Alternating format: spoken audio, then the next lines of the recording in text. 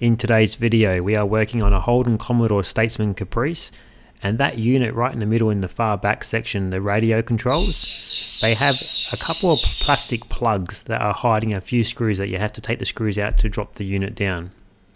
And what we experience is there's no way of getting that plug out without damaging the outer plastic edges. So you can see here, if you were to use a flathead screwdriver, you'd probably end up denting the plastic around the outside of that plug. And that same goes with if you're using some sort of poking tool or a needle to try get in there and just lever out that plastic plug.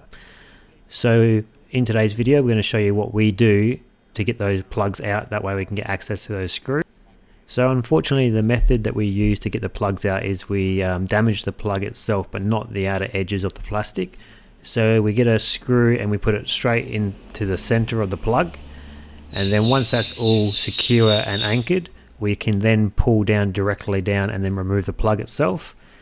And you can feel the tension that the plug's in there. You can actually hang off that screw, and it's like you got to pull down quite a lot with a lot of force. So I don't think there is another method of getting those plugs out without damaging the plastic itself.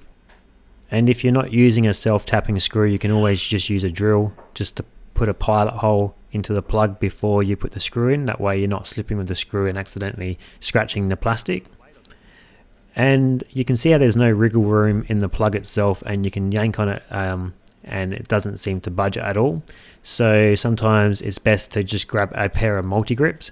That way you can hold onto the screw itself and then get a better grip to pull it out. There may be a method where you could reuse those plugs by just using a bit of plastic filler, and if you had the correct color spray paint for the plastic, you could probably re-ink it or re-dye it, and then that way once it's all dry you can probably push those plugs back in and reuse them.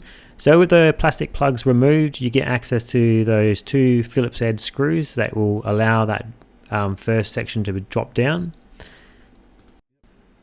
So during the careful removal of this unit, you want to drop it down from that rear section where the screws were originally, tilt it slightly forward, because there is a wiring harness that you have to unplug to that unit itself for it to completely come down, and it's very hard to get to it from the front edge, so you have to come behind and you'll be able to see it there. You can release that gently with your fingertips, and that will allow the unit to come away.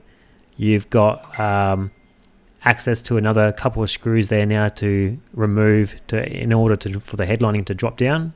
And you want to make sure that when you put those screws back in, you use the washers correctly and use the screws correctly, because there's only a certain tolerance that it has, and if you use a longer screw or don't use those washers, you'll end up denting the roof itself on the outside.